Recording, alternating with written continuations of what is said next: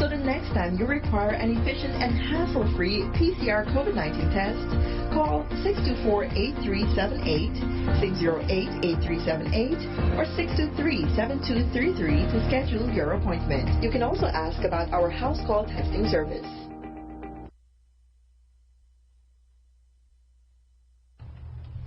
And now the news in detail. 3 executive members of the People's National Congress Reform, PNCR, have blistered their party leader, David Granger, after he asked that they and others be blocked from managing the upcoming elections for leader. Mr. Granger says they should be disqualified because they had spearheaded a campaign for no confidence motions against him.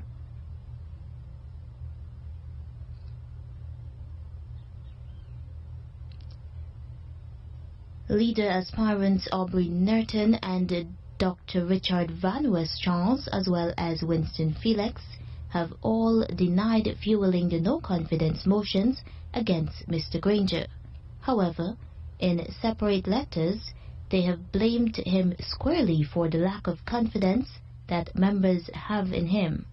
Already, top party officials are questioning on what basis the PNCR leader could be concerned about bias when the party's General Secretary, Amna Ali, as well as Vice Chairman Annette Ferguson, who are members of the Congress Committee, were present at Joseph Harmon's campaign launch.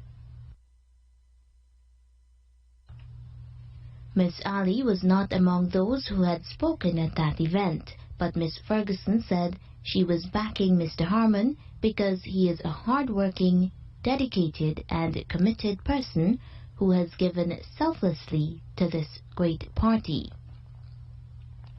Already, according to a letter dated October 19, 2021, Dr. Van West Charles stopped short of telling the PNCR leader that Ms. Ali should not be part of the electoral process.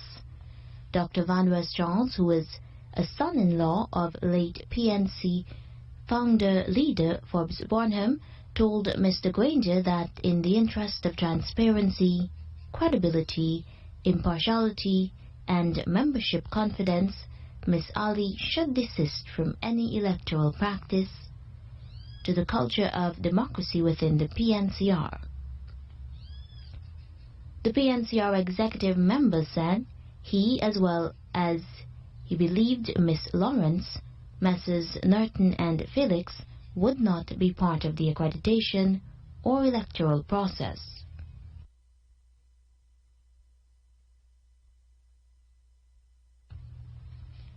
The Minister of Health says there are a great number of persons who are due to receive their second dose COVID vaccine that has not returned to complete the series.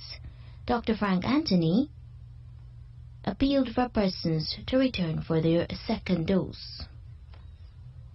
Another issue that we're seeing is that persons have received their first dose vaccine, but they're not coming back for their second dose. And we want to encourage those persons who have received a first dose to come forward and get their second dose as quickly as possible.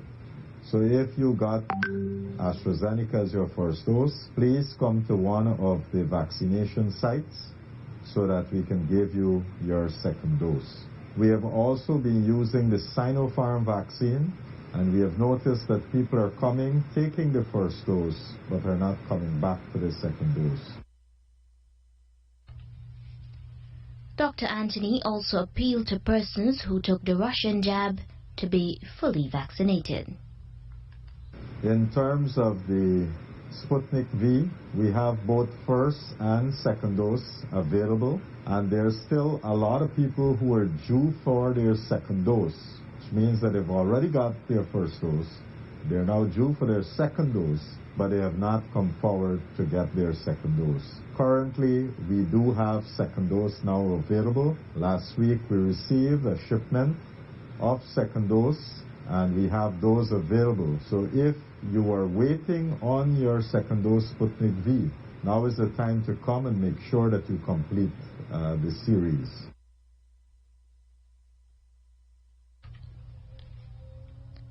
Minister Anthony says the ministry is also issuing the one-dose Johnson & Johnson jab. Dr. Anthony disclosed on Monday that the data for the Russian-made Sputnik V COVID vaccine has been resubmitted to the World Health Organization, WHO, for emergency use, which is expected to receive clearance in November or early December.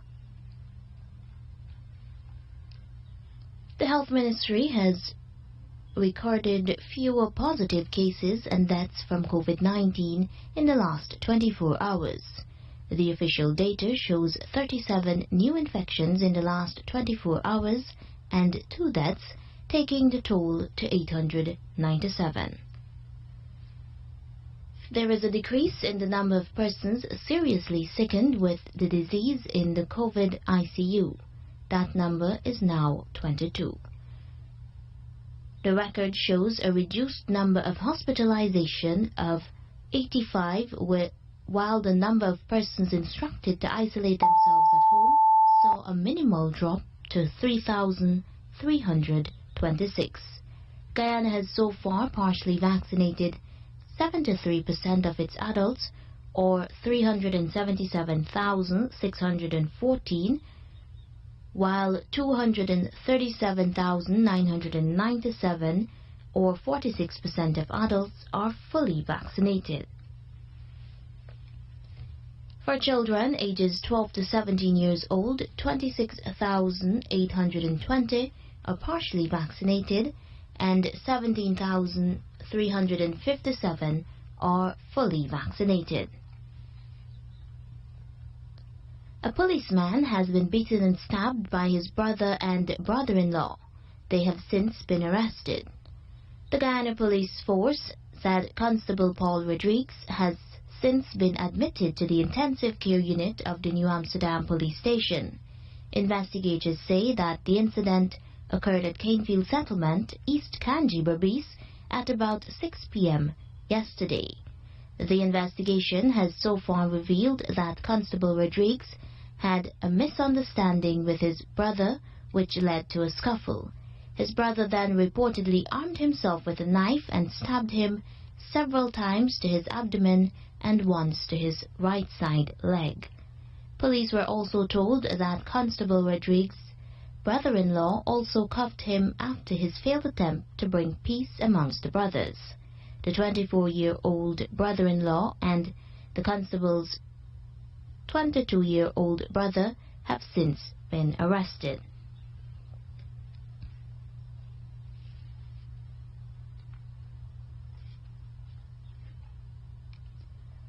A man has been arrested for allegedly being in possession of $4.7 million worth of marijuana. The Customs Anti-Narcotics Unit says 39-year-old Devendra Sukhdev of 14 Republic Park, East Bank, Demerara, has been arrested. Anti-drug agents yesterday intercepted a car in the vicinity of Rahman's Park, Houston, East Bank, Demerara. Kanu agents say they found 8 bulky parcels containing more than 15 kilograms of marijuana.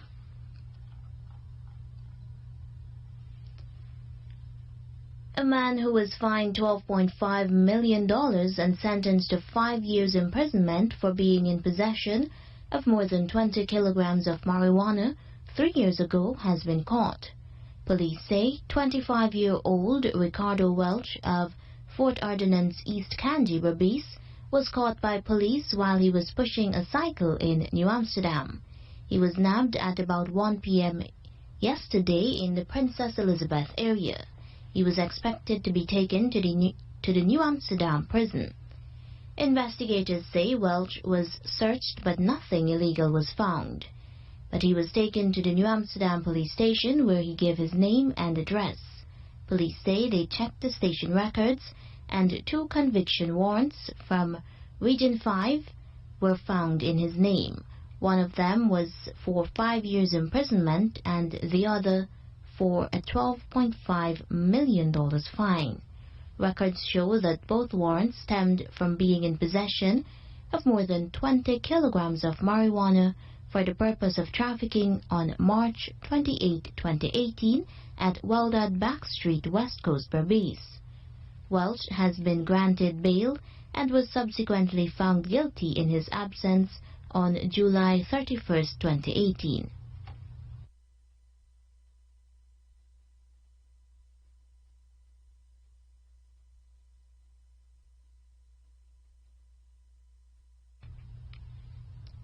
A 63-year-old man has been arrested for allegedly lashing a boat builder with a piece of wood that has nails during an argument over goats.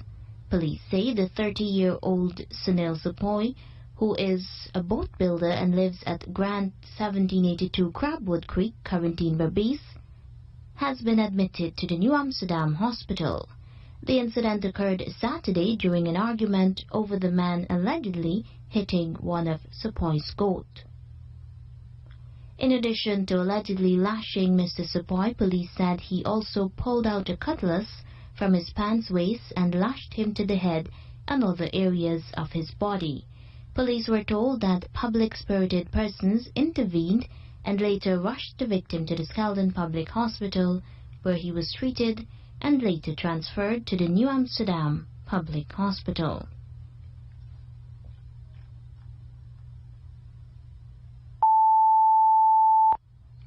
Police have issued a wanted bulletin for a man in connection with a fatal stabbing of a man during a misunderstanding about the sharing of a picture on social media. Investigators say they want Kevin Hendricks in connection with the murder of 48-year-old Carl Cameron. Persons are asked to contact the nearest police station with information that will lead to the arrest of Hendricks. Police say Cameron was stabbed to death for allegedly sharing intimate pictures on social media of himself and his assailant's girlfriend. Investigators say that Sunday evening, Carl Cameron was vending in front of his 33 Ling Street Charleston home when he was approached by a 30-year-old man who allegedly stabbed him 5 times. Investigators say the crime of passion is on the background that the suspect 1 week ago accused Cameron of sharing a photo on social media with the accused and his girlfriend being intimate. Police say he received 3 stabs to his chest and 2 to his back. After Cameron fell to the ground, the suspect escaped the scene for the alleged killing. The injured man was rushed to the Georgetown Public Hospital Corporation and died while receiving treatment. And now in regional news. United Nations human rights experts have condemned the United States' expulsions of Haitian migrants and refugees. They said they were part of a policy of racial exclusion of black Haitians at U.S. ports of entry. Under its so-called Title 42 policy, adopted last year by the administration of former President Donald Trump on hygienic grounds, the United States has authorized the collective expulsion of migrants and asylum seekers.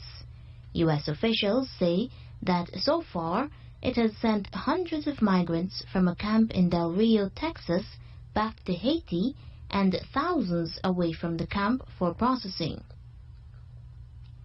The group of 5 UN human rights experts focusing on racism and xenophobia has written a so-called letter of impeachment to Washington to protest the government's actions, a press statement said. The experts say that by expediting the collective expulsion of Haitian migrants, the United States is subjecting a group of predominantly black migrants to intolerable risks of forced return and human rights violations without any individual assessment. They added that the actions are likely violations of international refugee and human rights laws. The UN expert team says that states cannot classify all migrants of a particular nationality as a threat to national security, and all migrants, regardless of their nationality, race, or migration status must be given the protection required by international law. U.S. President Joe Biden has faced mounting pressure from some health experts and fellow Democrats to stop enforcing the Title 42 order that has essentially cut off access to asylum for hundreds of thousands of migrants, including many from the troubled Caribbean. Biden's administration has justified the policy as necessary to contain the spread of the coronavirus.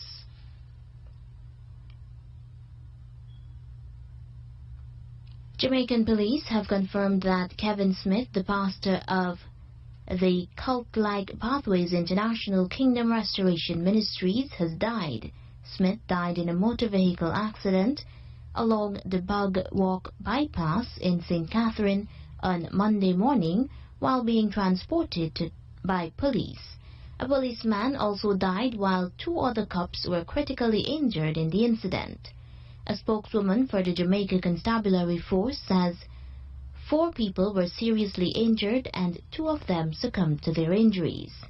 Police sources told the Jamaica Observer newspaper that Smith was being taken to Kingston, reportedly because of the behavior of police personnel at the location where he was being held in Montego Bay.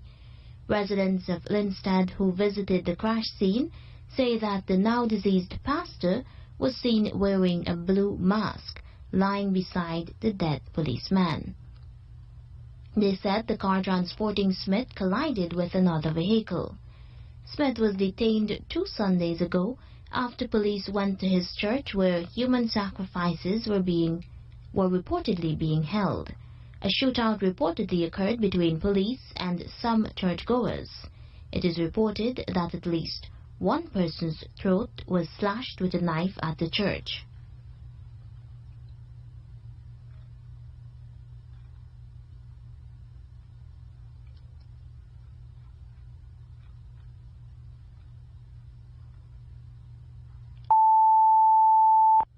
Surinamese prison guards have been handed a 2-year suspended sentence for assaulting a detainee, which resulted in his death.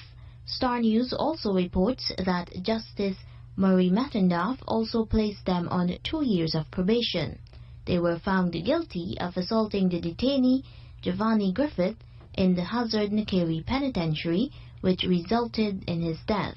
The judge said there is a causal link between the assault and Griffith's death. 3 other senior prison officers have been acquitted of the entire charge. In March 2019, Griffith was pronounced dead on arrival at the emergency department of the Munger Medical Center in Nakiri. His body had visible injuries. Griffith, who was incarcerated at Hazard Penitentiary, had fled during an afternoon cricket match. An investigation had revealed that he had been soaked with water and thrown naked and weakened into a wet isolation cell. He was later found to be motionless and unresponsive. Barbadian attorney Vonda Pyle has lost her final chance to challenge her conviction and must remain in jail for stealing money meant to buy land for her client. The Caribbean Court of Justice, CCJ, has refused her application for special leave to appeal the decision of the Barbados Court of Appeal to affirm her conviction and 3-year jail sentence. The CCJ rejected Pyle's appeal, stating that upon considering the cogent and comprehensive reasons for the Court of Appeal's decision, there is no realistic possibility that a potentially serious miscarriage of justice may have occurred.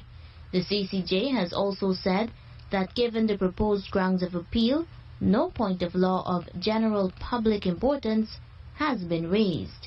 In June 2019, Pyle was found guilty by a 7-2 majority jury verdict of stealing $96,000 from former client Anstey King between April 29, 2009 and October 26, 2010.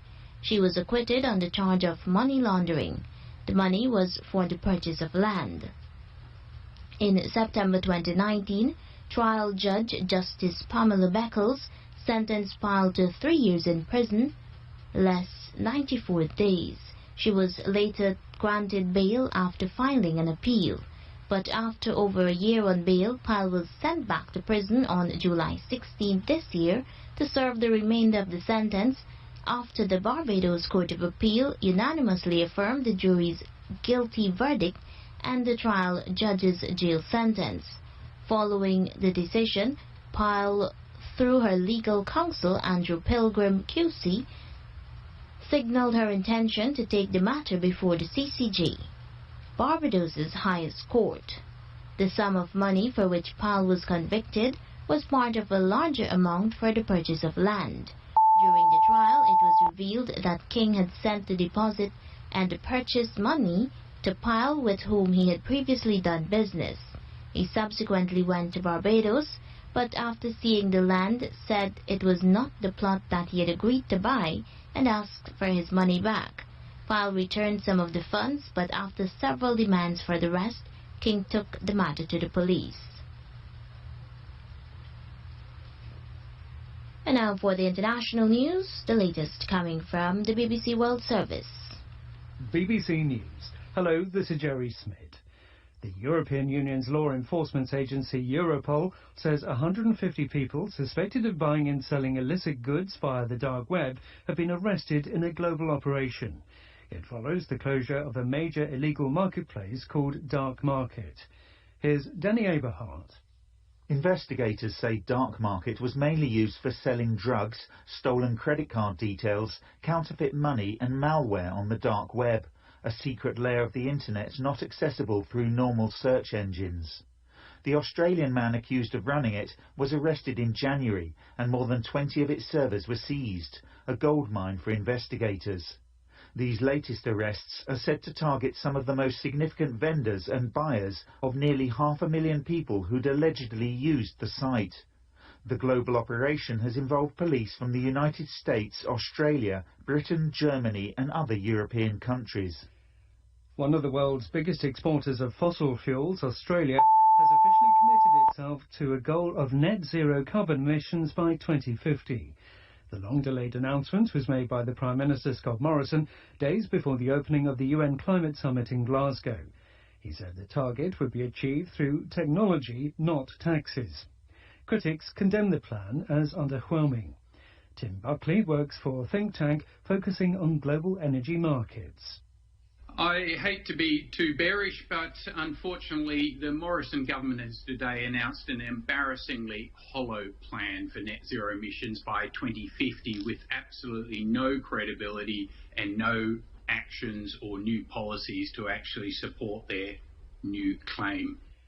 Protests have continued for a second day in the Sudanese capital Khartoum following the military takeover on Monday. Many roads, bridges and shops are closed. Phone and internet links have been severely disrupted. There are reports that at least 10 people have been killed since the unrest began.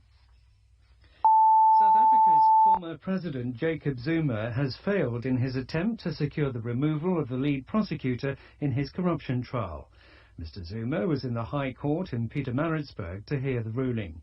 He denies numerous charges of fraud and bribery linked to an arms deal with the French company Thales more than 2 decades ago. The judge, Piet Koen, rejected allegations that the prosecutor was neither independent nor impartial. The written judgment accordingly concludes with the following order being granted. 1. The special plea is dismissed. 2. The matter is directed to proceed to trial in respect of the not guilty pleas of Mr. Zuma and Thales. Mr. Zuma's trial is now likely to go ahead next month. World news from the BBC. Mali has expelled the special envoy of the West African regional bloc ECOWAS. The interim government said Hamidou Bouli's actions were incompatible with his status as he'd engaged with groups hostile to the authorities. The expulsion comes at a time of growing pressure on Mali's military leaders to transfer power to civilians.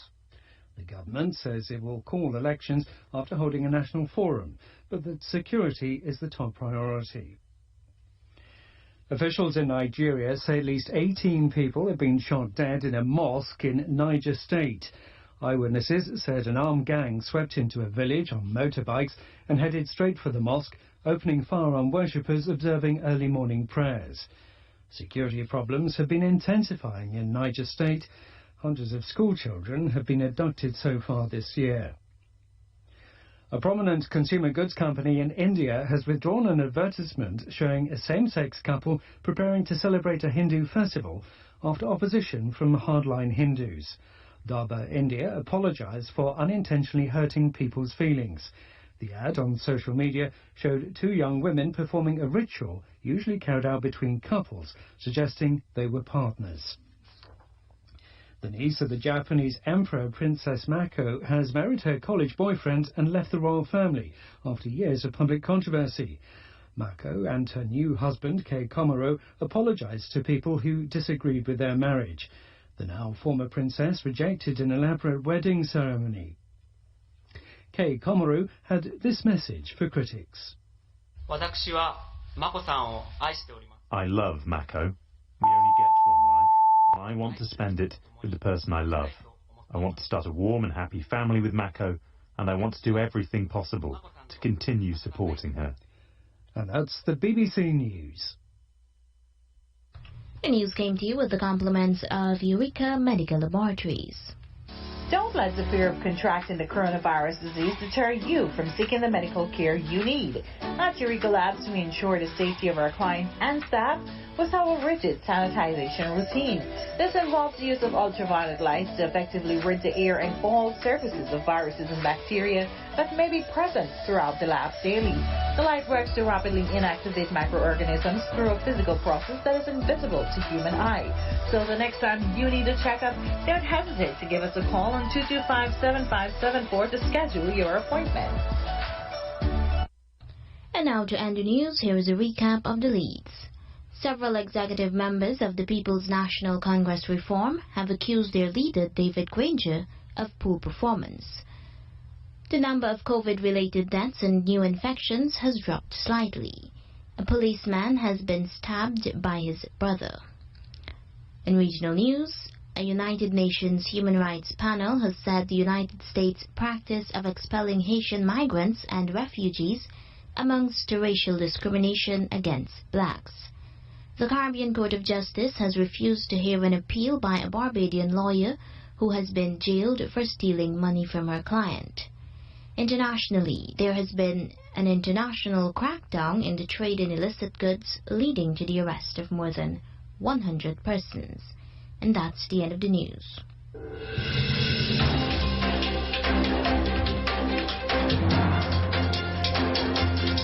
This has been the news, compiled in the Newstalk Radio Newsroom.